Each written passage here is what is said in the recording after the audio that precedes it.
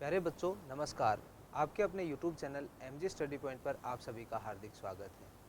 आइए आज के इस वीडियो में हम डिस्कस करेंगे NMMS एग्जाम के प्रीवियस ईयर क्वेश्चन पेपर में 2022 के जो पेपर में मैथ्स के क्वेश्चन आए थे उनको हम हल करेंगे। आइए शुरू करते हैं। पहला प्रश्न है, समीकरण 7n + 6 = 27 है तो n का मान ज्ञात कीजिए। यानी ये एक अपने को इक्वेशन दी हुई है, इसको हल करना है और n का मान अपने को निकालना है। देखिए 7n + 6 = 27, ये प्लस के 6 हैं, इसको इस तरफ ले जाएंगे तो किसका हो जाएगा माइनस का। 7n = 27 - 6, 7n बराबर हो जाएगा 21 और n के साथ 7 गुणा में है, दूसरी तरफ ले जाएंगे तो कहाँ चला जाएगा भाग में। यानी 21 को हम 7 से भाग देंगे तो n का मान कितना आ जाएगा 3 आ जाएगा। तो n बराबर 3, ऑप्शन नंबर 2 जो होगा वो इस प्रश्न का सही उत्तर होगा। अगला प्रश्न है, कोण 128 डिग्री का संपूरक कोण होगा। हमें पता है कि संपूरक कोण क्या होता है। अगर दोनों कोणों का योग 180 डिग्री हो तो हम उसको संपूरक कोण कहते हैं। यानी एक कोण अगर 128 डिग्री है तो दूसरा कोण 180 में से हम अगर 128 को माइनस करेंगे तो अपने पास क्या आ जाएगा, इसका संपूरक कोण आ जाएगा। तो 180 में से 128 को माइनस करेंगे तो अपने पास क्या आएगा 52 और ऑप्शन नंबर 1 जो होगा वो इसका सही उत्तर होगा। अगला प्रश्न है, चतुर्भुज ABCD में कोण C का मान है।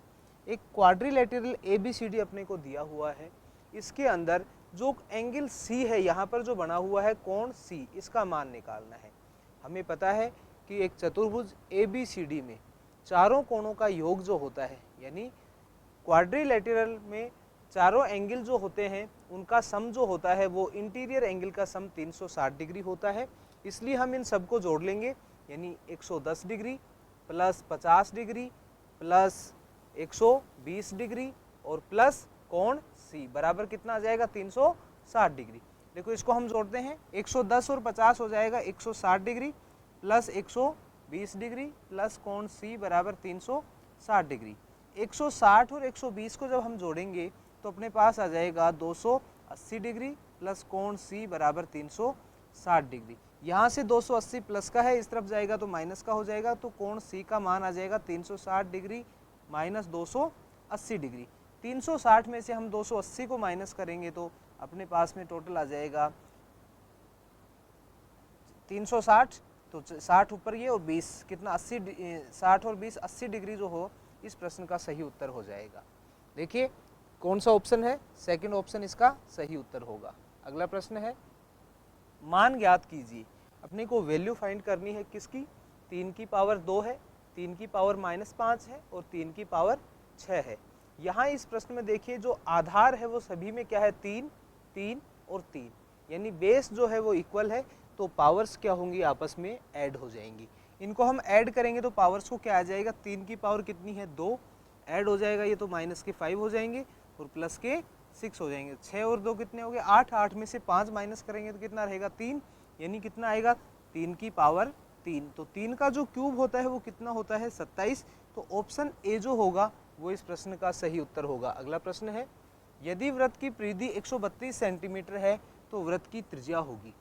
त्रिज्या क्या होगी ये अपने को निकालना है।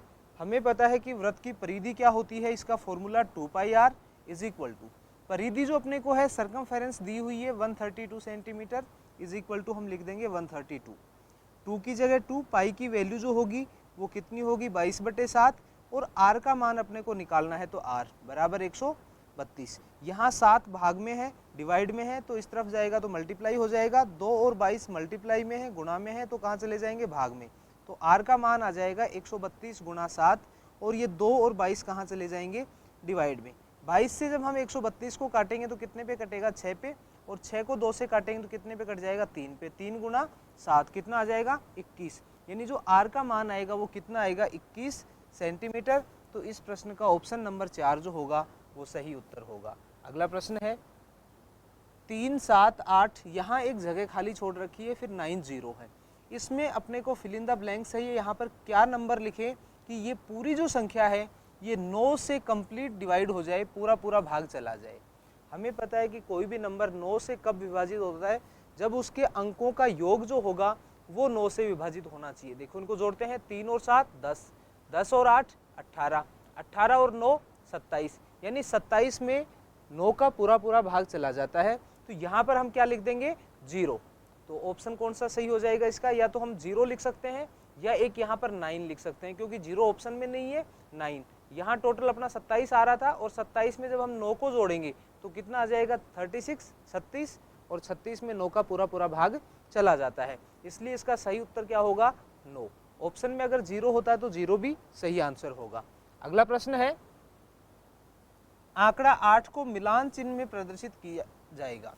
8 जो होता है उसका मिलान चिन्ह में हम कैसे लिखते हैं, 1 2 3 4 और ये लो 5 6 7 8। तो 8 को हम मिलान चिन्ह में इस तरह से लिख सकते हैं। अगला प्रश्न है, भिन्न 26/52 का सरलतम रूप क्या होगा। इसका जो सिंपलेस्ट फॉर्म होगा 26/52 को, यानी इसको हम काटने के बाद क्या होगा, देखो 26/52 ये 26 से कट रहा है, 1 पे कट जाएगा और ये 2 पे, यानी 1/2 जो होगा वो इस प्रश्न का सही उत्तर होगा। अगला प्रश्न है, a की पावर 0 का मान, याद रखिएगा कोई भी नंबर हो अगर उसकी पावर, उसकी घात 0 दी हुई है तो उसका मान हमेशा कितना होगा 1 होगा। तो इसका सही उत्तर क्या होगा, ऑप्शन नंबर 2। अगला प्रश्न है, संख्या ये है, इसमें वर्ग का इकाईकांक क्या होगा। अगर इस नंबर का हम स्क्वायर करते हैं तो जो स्क्वायर करने के बाद संख्या आएगी उसका इकाई का अंक क्या होगा। देखिए इकाई का अंक है तो हमें केवल इकाई के अंक को ले लेंगे 8 को, और 8 का हम क्या करेंगे वर्ग। 8 का वर्ग कितना होता है स्क्वायर 64, तो इसका इकाई का अंक देखिए कितना आ रहा है 4। तो ऑप्शन नंबर जो सेकंड है वो इस प्रश्न का क्या होगा, सही उत्तर होगा। अगला प्रश्न है, L और M कोई भी दो रेखाएं हैं और दोनों आपस में पैरेलल हैं, समांतर हैं, और एक तिर्यक रेखा दी हुई है T। यहाँ पर ये कोण x है, ये 120 डिग्री है। देखिए अब अपने को x का मान निकालना है। यहाँ से हम देख सकते हैं ये कोण 120 डिग्री है तो ये कितना होगा 60 डिग्री, और ये दोनों कोण कैसे कोण हैं, संगत कोण है, कोरेस्पोंडिंग एंगल है, तो x का मान कितना आ जाएगा, x बराबर 60 डिग्री। तो ऑप्शन नंबर जो फर्स्ट है वो इस प्रश्न का सही उत्तर होगा। अगला प्रश्न है, संख्या 12/-9 का योज्य प्रतिलोम होगा, यानी एडिटिव इनवर्स। हमें पता होना चाहिए कि किसी भी नंबर का एडिटिव इनवर्स जो होता है वो क्या होगा, अगर प्लस की संख्या है तो माइनस का होगा और माइनस की संख्या है तो प्लस का होगा। तो 12/-9 है माइनस की संख्या, इसलिए इसका योज्य प्रतिलोम जो होगा वो 12/9 हो जाएगा, एडिटिव इनवर्स। अगला प्रश्न है, किसी सप्ताह का तापमान अपने को दिया हुआ है, किसी वीक में टेम्परेचर अपने को दे दिया 120 degree, 200 degree, 210 degree, 190 degree, 190 degree, 210 degree और 210 डिग्री, और इसका अपने को एवरेज टेम्परेचर निकालना है, मीन टेम्परेचर। ये प्रश्न लगभग हर एग्जाम में आ रहा है, केवल संख्याएं चेंज हो रही हैं। ये प्रश्न आपको खुद को करना है और इसका आंसर कमेंट बॉक्स में लिखना है कि कितना आएगा। माध्य क्या होता है, इन सब संख्याओं को हम जोड़ लेंगे और ये कितनी संख्याएं उससे भाग दे देंगे, 1 2 3 4 5 6 7, क्योंकि एक सप्ताह का टेम्परेचर है 7 दिन का, तो 7 से हम भाग दे देंगे इन सबको जोड़ करके, और जो आंसर आएगा वो आपको कमेंट बॉक्स में लिखना है। अगला प्रश्न है, हल कीजिए, इसको अपने को सोल्व करना है। क्या करेंगे, 2.30 प्लस, इन दोनों को पहले हम मल्टीप्लाई कर लेंगे आपस में, दोनों को मल्टीप्लाई करेंगे, आराम से मल्टीप्लाई कर सकते हैं। ध्यान रखिएगा डेसिमल को भूल जाओ थोड़ी देर के लिए ना, जब मल्टीप्लाई करेंगे तो हम याद नहीं रखेंगे कि दशमलव यहाँ इसमें लगा हुआ है। 5 से 5 को करेंगे तो 25, 5 2, 5 को 4 से 20 और 2 22, फिर 3 से करेंगे तो यहाँ पर 5 आ जाएगा 1 और यहाँ 13 आ जाएगा, कितना है 5 7 5 और 1, यानी 1 के बाद में यहाँ डेसिमल था, 1 के बाद में यहाँ, कुल कितने डिजिट के बाद में डेसिमल, 2 के बाद में, यहाँ भी 2 के बाद में लगा देंगे, तो यहाँ कितना आ जाएगा 15.75, 15.75 और उसमें 2.30 जोड़ेंगे, हम जोड़ लेंगे 15.75 और 2.30, दोनों को जोड़ेंगे, 5 में 0 जोड़ा तो 5, 7 और 3 10 की 0 हासिल कैरी हो जाएगा 1, कितना आ गया 8, यानी 18.05। ऑप्शन नंबर 3 जो होगा वो इसका सही उत्तर होगा। अगला प्रश्न है, यदि एक कुर्सी को 250 में खरीदकर 350 में बेच दिया जाए तो इस सौदे पर कुल लाभ प्रतिशत की गणना करनी है, अपने को प्रतिशत निकालना। देखो 250 में खरीदा, 350 में बेच दिया, क्या हुआ लाभ, कितने रुपए का, 100 रुपए का, तो ऊपर तो क्या आ जाएगा 100, और नीचे जितने में खरीदा जो क्रय मूल्य है 250 कॉस्ट प्राइस, और परसेंटेज के लिए इनटू में क्या कर देंगे हम 100 कर देंगे और क्या साइन आ जाएगा प्रतिशत का, परसेंटेज का, 0 से 0। अब 5 से काटेंगे, 5 को 5 पे कटेगा और ये 2 पे, फिर 5 से हम 100 को काटेंगे तो ये कितने पे कट जाएगा 20 पे, 20 गुणा 2 कितना आ जाएगा 40%। तो इस सौदे पर जो टोटल लाभ प्रतिशत आया वो कितना आ गया 40%। अगला प्रश्न है Q का मान ज्ञात कीजिए। इसके अंदर Q की वैल्यू फाइंड अपने को करनी है। इसको आप ऑप्शन से भी कर सकते हो। जैसे मान लो यहाँ 9 रखोगे, 9 रखते 9 और 3 12 तो 2 आएगा, यहाँ 1 आना चाहिए। 8 रखो, यहाँ जैसे 8 रखेंगे 8 और 3 11 तो 1 आ जाएगा, हासिल 1, 1 में 1 को जोड़ देंगे 2 और यहाँ 8 रखेंगे, 8 और 2 10 की 0, हासिल 1, 3 1 4 और 1 5, यानी Q का जो मान होगा वो कितना आ जाएगा 8। सेकेंड ऑप्शन इस प्रश्न का सही उत्तर होगा। अगला प्रश्न है निम्न में से कौन सा कथन सत्य है। कौन सी स्टेटमेंट जो है वो अपने को ट्रू है चेक करनी है। दो न्यून कोण एक रैखिक युग्म बना सकते हैं, कि कोई भी दो न्यून कोण एक रैखिक युग्म बना सकते हैं। क्या देखियो, न्यून कोण का मतलब 90 डिग्री से तो कम ही होना चाहिए, और 90 डिग्री से अगर कम दोनों एंगल लेंगे तो कभी भी एक रैखिक युग्म नहीं बन सकता। दो समकोण एक रैखिक युग्म बना सकते हैं, यानी दो रैखिक युग्म 90, दो समकोण एक 90 डिग्री का और दूसरा भी 90 डिग्री का, दोनों कितने हो जाएंगे 180 डिग्री के, तो वो एक रैखिक युग्म बना सकते हैं, यानी ये ऑप्शन अपना सही है। तीसरा देखते हैं, दो अधिक कोण एक रैखिक युग्म बना सकते हैं, नहीं, क्योंकि एक खुद रैखिक कोण अधिक कोण होगा वो 90 डिग्री से ज़्यादा होगा, दूसरा भी 90 डिग्री से ज़्यादा होगा, तो वो 180 से ज़्यादा 180 डिग्री से ज़्यादा का एंगल बनेगा। इसका मतलब इसका सही उत्तर क्या होगा, सेकंड वाला, कि दो समकोण जो होते हैं वो एक रैखिक युग्म बना सकते हैं, दो राइट एंगल जो है एक लीनियर पेयर बना सकते हैं। अगला प्रश्न है, बिंदु A -3 4 को ग्राफ में कौन से चतुर्थांश में, कि ये कौन से क्वाड्रेंट में आएगा। देखिए ध्यान रखिएगा बच्चों कि अपने पास में ये जो होता है y एक्सिस होती है और ये x एक्सिस, इसके अंदर जो पॉइंट आएगा, देखो x यहाँ पर कौन सी संख्याएं होती हैं, प्लस की, यहाँ माइनस की, यहाँ प्लस की और नीचे माइनस की, तो इस दोनों से बन रहा है, यहाँ इसके अंदर दोनों ही संख्या x और y प्लस की आएंगी, ये फर्स्ट क्वाड्रेंट होता है। सेकंड क्वाड्रेंट में x की वैल्यू तो देखो कैसी आ रही है माइनस की और y कैसी आ रही है प्लस की, और थर्ड क्वाड्रेंट के अंदर x भी माइनस है और y भी माइनस है, और फोर्थ क्वाड्रेंट के अंदर x तो प्लस का है और y माइनस का है।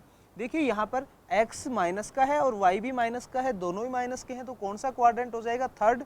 तो हम इसको लिख देंगे कि ये जो बिंदु है ये कौन से चतुर्थांश में है, तृतीय चतुर्थांश में, थर्ड क्वाड्रेंट में। अगला प्रश्न है, संख्या 660 के अभाज्य गुणनखंड होंगे, यानी 660 के अपने को फैक्टर करने हैं, प्राइम फैक्टर, तो इसको हम लिख सकते हैं कि 660 कितने से भाग जाएगा, 2 से, 3 3 0, फिर 2 से, 2 एकम 2, 1 13 हो जाएंगे, 2 6 के 12, 1 0, फिर 5 पे चला जाएगा। फिर हम इसको देखेंगे क्या 3 से जाता है क्या, 6 5 और 1 6, 3 से भी चला जाएगा, 3 5 15, 1 15, 3 5 वापस, फिर 3 से नहीं जाएगा तो 5 से देंगे तो 11 पे आ जाएगा, फिर वापस 11 से, यानी क्या हो गया 2 गुणा 2 गुणा 3 गुणा 5 गुणा 11। तो हम ऑप्शन में चेक कर सकते हैं कि 2 बार तो 2 आया है और 1 बार 3 और 1 बार 5, तो ऑप्शन नंबर 2 जो है वो इसका सही उत्तर होगा, प्राइम फैक्टर होंगे। अगला प्रश्न है, कोण 120 डिग्री को क्या कहते हैं। देखो हमें पता होना चाहिए कि न्यून कोण क्या होता है, समकोण क्या होता है और अधिक कोण क्या होता है। तो 90 डिग्री से कम का जो कोण होता है वो न्यून कोण होता है, 90 डिग्री के कोण को समकोण कहते हैं और 90 डिग्री से अधिक के कोण को अधिक कोण कहते हैं। यहाँ पर 120 डिग्री है, ये 90 डिग्री से अधिक है, इसलिए इसका क्या नाम होगा, अधिक कोण। तो ऑप्शन नंबर 3 जो होगा वो इसका सही उत्तर होगा। ये हुई अपने NMMS एग्जाम 2022 के कुल 20 प्रश्न। आगे आप अपनी पढ़ाई जारी रखिएगा, इसके बाद में NMMS एग्जाम 2023 और 2024 के जो क्वेश्चंस हैं उनको डिस्कस करेंगे। मिलते हैं नए वीडियो में NMMS एग्जाम 2023 के क्वेश्चंस के साथ। ओके।